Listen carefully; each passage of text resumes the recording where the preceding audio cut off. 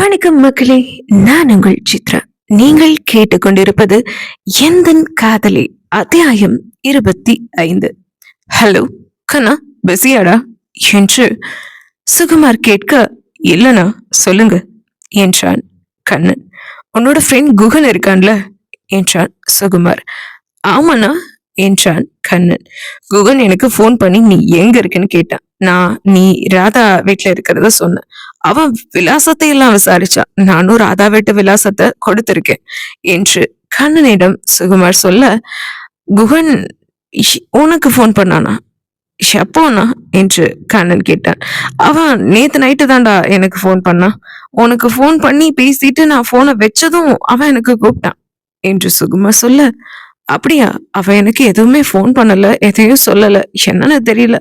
நான் கூப்பிட்டு பேசிக்கிறேன்னா என்று கண்ணன் சொல்ல, சரிடா, எனக்கு கொஞ்சம் வேலை இருக்கு, நான் அப்புறமா உனக்கு கூப்பிடுறேன் என்று சொல்லிவிட்டு சுகுமார் கைபேசியை வைத்து விட்டான். குகன் கண்ணனின் நெருங்கிய நண்பன். அமெரிக்காவில் கண்ணனோடு படித்தவன். அவன் பிறந்தது வளர்ந்தது எல்லாமே அமெரிக்காவில் தான். என்றாலும் அவனுக்கு தமிழ்நாடும் தமிழ் பெண்களும் தமிழ் கலாச்சாரம் மிகவும் பிடிக்கும்.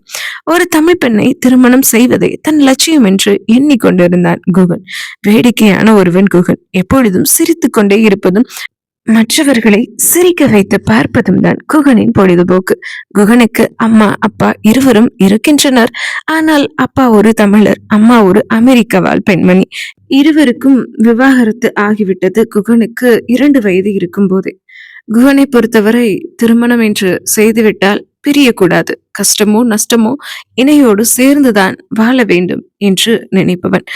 எனக்கு திருமணம் செய்வதும் திருமணம் செய்த பின்னர் பிடிக்கவில்லை என்றால் பிரிந்து செல்லும் அமெரிக்க கலாச்சாரம் பிடிக்காத ஒன்று. குகன் அவன் தாயுடனும் தந்தையுடனும் பேசாமல் தனியாகத்தான் வாழ்ந்தான். கண்ணன் குகனின் நெருங்கிய நண்பன். கண்ணனை தேடி குகன் அமெரிக்காவிலிருந்து இந்தியாவிற்கு வந்திருக்கின்றான். குகன் இந்தியாவிற்கு வந்திருப்பதே ஒரு தமிழ் பெண்ணை திருமணம் செய்து அமெரிக்காவிற்கு அழைத்து போகத்தான். குகன் கண்ணனை விட 3 வயது மூத்தவன். குகன் எதுக்கு நான் இருக்கிற அட்ரஸ கேட்டு இருக்கான்? அவன் இருக்கிறது அமெரிக்கால. ஒருவேளை அவன் இந்தியாவுக்கு வரப்போறானா, வந்துட்டானா, எதுவுமே இந்த குகன் முன்கூட்டியே சொல்ல மாட்டான் என்று கண்ணன் யோசித்துக் கொண்டிருக்கும் போது செங்காலை கண்ணனுடைய காரை ரிப்பேர் செய்து ராதாவின் குடிசைக்கு எடுத்து வந்து விட்டார். தம்பி, உங்களுடைய கார் பழுது பார்த்தாச்சு, ரெடி ஆயிடுச்சு என்றார் செங்காலை கண்ணனிடம். கண்ணன் செங்காலையை பார்த்து, ரொம்ப தேங்க்ஸ்ங்க என்றான்.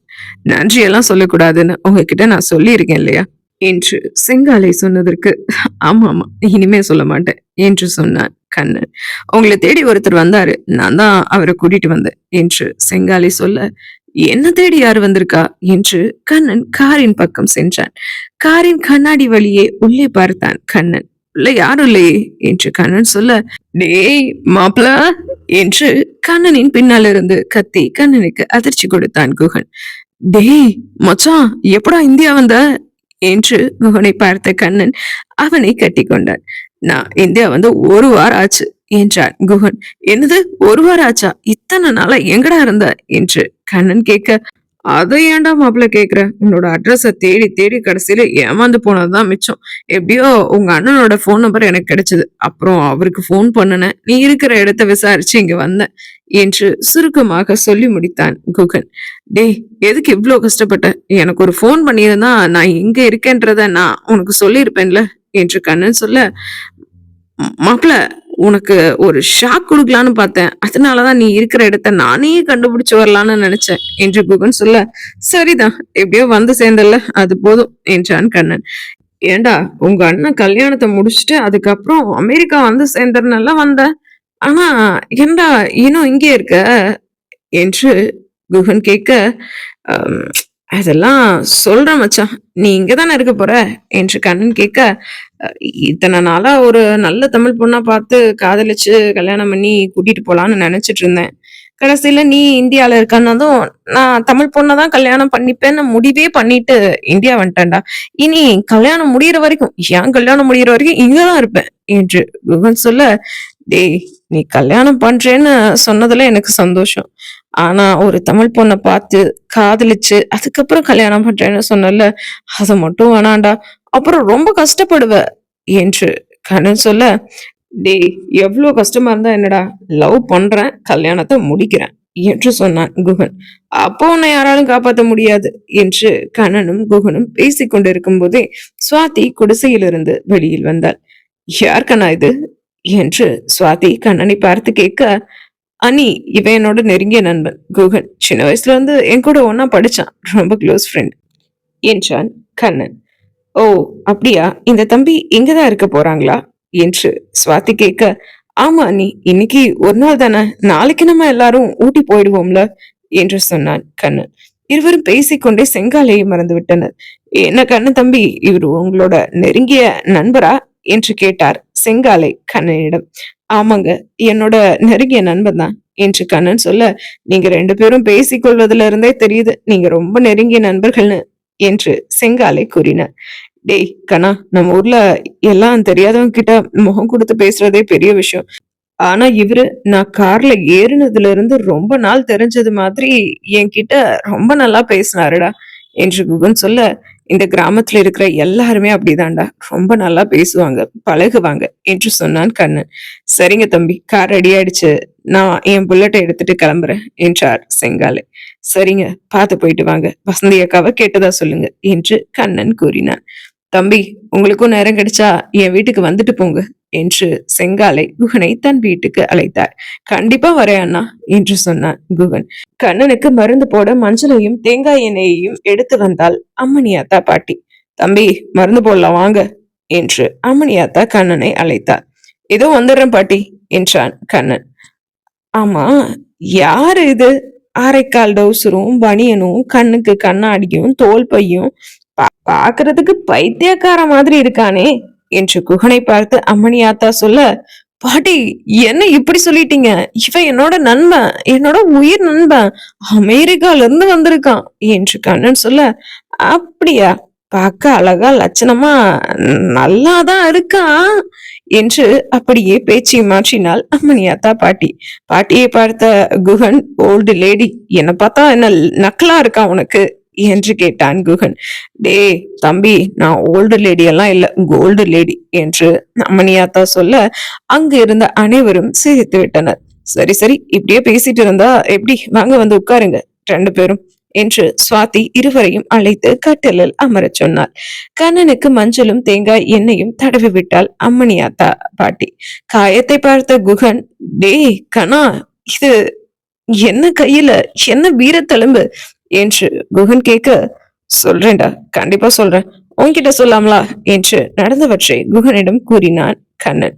யார் அந்த பொண்ணு ராதா, நான் பார்க்கலாமா என்று குகன் கேட்க, இருங்க தம்பி, நான் ராதாவை வர சொல்றேன் என்று ராதாவை அழைத்தாள் சுவாதி. ராதாவும் குடிசையை விட்டு வெளியில் வந்தாள்.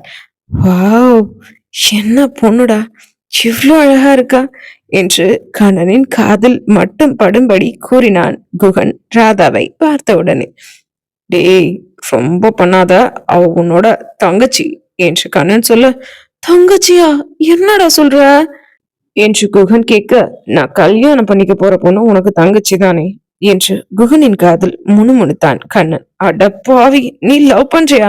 என்னால நம்பவே முடியலையேடா என்ற குகனிடம், டேய், ராதாவை பாக்குற வரைக்கும் யாரையும் விரும்பணும்னு தோணல, அவளை பார்த்ததுக்கு அப்புறம் அவளைதான் கட்டிக்கணும் அப்படின்னு தோணுச்சு, விரும்பணும் அப்படின்னு தோணுச்சு, அதனாலதான் ஐ லவ் ராதா என்று கண்ணன் சொல்ல, உலக அதிசயத்துல இது 8வது அதிசயம்டா சாமி, நீ ஒரு பொண்ணை பார்த்து காதலிக்கிறதுன்னு சொன்னா நமக்கு தெரிஞ்சவங்க யாரும் நம்ப மாட்டாங்கடா என்று குகன் சொல்ல சிரித்தான் கண்ணன். கண்ணனின் காயத்தில் மஞ்சளையும் தேங்காய் எண்ணெயையும் குழைத்து தடவி கொண்டிருந்தாள் அம்மணியாத்தா. மஞ்சளின் காட்டம் கண்ணனின் கையில் இருந்த காயத்தை மேலும் எரிச்சலோட்டு தொடங்கியது. ஆ என்று கத்தினான், அலறினான் கண்ணன். தம்பி, கொஞ்சம் பொறுத்துக்கோங்க, மஞ்சள் போட்டா காயம் எரியத்தான் செய்யும், ஆனா சீக்கிரம் சரியாயிடும், கொஞ்சம் பொறுத்துக்கோங்க என்று அம்மணியாத்தா சொல்ல கண்ணனின் காயத்தை பார்த்த ராதாவின் முகம் மாறியது. எல்லாம் என்னாலதான் என்று தனக்குள்ளே நொந்து கொண்டாள் ராதா. அம்மணியாத்தா கண்ணனின் காயத்திற்கு மருந்து போட்டு முடித்தாள். சுவாதி கண்ணனின் சட்டை எடுத்து வந்து அவனிடம் கொடுத்தான். அனி, ஷர்ட் வேணாம், டிஷர்ட் என்னோட பேக்ல இருக்கு, அதை கொண்டு வாங்களே என்று கண்ணன் சொல்ல, ராதா, கண்ணனோட பேக்ல அவனோட டிஷர்ட் இருக்கும், எடுத்துட்டு வா என்று சுவாதி ராதாவிடம் கூறினாள். கண்ணனின் பேக்கை திறந்து அவனுடைய டிஷர்ட்டை எடுத்து வந்து கண்ணன் கையில் கொடுத்தாள் ராதா. இந்தாங்க டிஷர்ட் என்றாள் ராதா கண்ணனிடம். கண்ணனுடைய முகத்தை கூட ராதா பார்க்கவில்லை. அவள் எங்கோ பார்த்து கொண்டுதான் கண்ணனின் கையில் டிஷர்ட்டை கொடுத்தாள். ராதாவின் முகத்தில் ஏதோ மாற்றம் இருப்பதை அறிந்த கண்ணன், இவளுக்கு என்னாச்சு, மேடமோட முகமே சரியில்லை, சரி என்னன்னு அப்புறமா கேட்போம் என்று நினைத்து கொண்டான். சுவாதி ராதாவை பார்த்து, ராதா இவரு கண்ணனோட நண்பர் குகன், இவரும் கண்ணனும் சின்ன வயசுல இருந்து ஒன்னா படிச்சவங்களாம். இன்னைக்கு நம்ம குடிசையில தான் தங்க போறாரு, நாளைக்கு நம்ம எல்லாரும் சேர்ந்துதான் ஊட்டி போக போறோம் என்று சுவாதி சொல்ல, குகனை பார்த்த ராதா ஹாய் என்று சொல்ல பதிலுக்கு அவனும் ஹாய் என்றான்.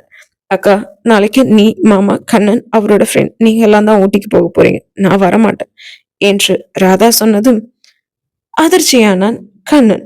சுவாதியும் தான்.